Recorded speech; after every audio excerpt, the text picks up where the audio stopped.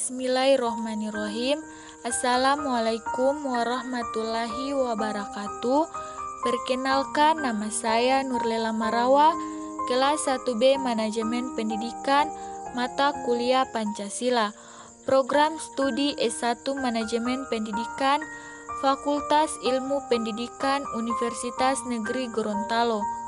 Dosen pengampu Bapak Chandra Cagu SPD MPD. Di sini saya akan menjelaskan tentang Pancasila dan nilai-nilai anti korupsi.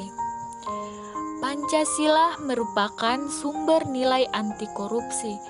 Korupsi itu terjadi ketika ada niat dan kesempatan.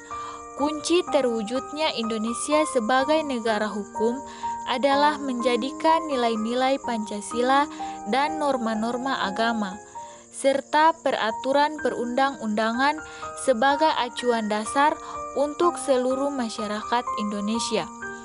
Suatu pemerintah dengan pelayanan publik yang baik merupakan pemerintahan yang bersih atau termasuk dari korupsi dan berwibawa. Korupsi adalah suatu perbuatan melanggar hukum demi kepentingan pribadi atau suatu kelompok dengan jalan memperkaya diri. Oleh karena itulah, Indonesia mengalami kerugian yang membuat rakyat kesusahan. Selain menyengsarakan rakyat, korupsi juga mencederai nilai-nilai yang terkandung dalam Pancasila. Pancasila sebagai ideologi negara seharusnya tidak dinodai ataupun dilukai oleh adanya suatu tindakan yang dapat merugikan segala pihak dan sila yang ada pada ideologi Indonesia, yaitu Pancasila. Untuk mencegah hal itu memerlukan upaya pencegahan atau preventif, upaya penanggulangan atau kuratif, pembudayaan masyarakat dan mahasiswa. Dampak korupsi.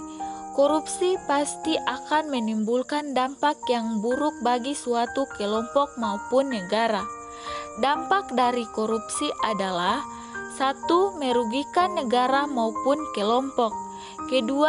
Menghabiskan atau memakan uang atau harta negara atau kelompok untuk kepentingan pribadi.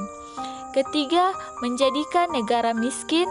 4. Menjadikan negara memiliki hutang yang banyak di luar negeri. Faktor-faktor penyebab korupsi terdiri atas faktor internal dan faktor eksternal.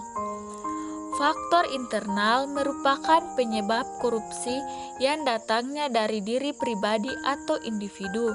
Sedangkan faktor eksternal berasal dari lingkungan atau sistem.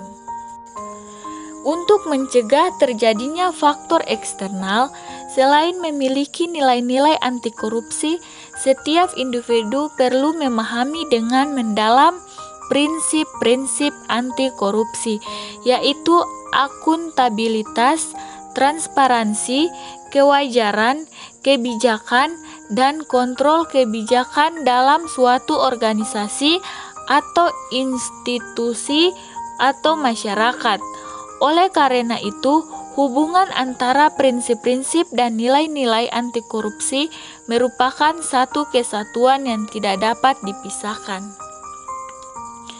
Itulah penjelasan dari saya tentang Pancasila dan nilai-nilai anti korupsi. Sekian dan terima kasih. Wassalamualaikum warahmatullahi wabarakatuh.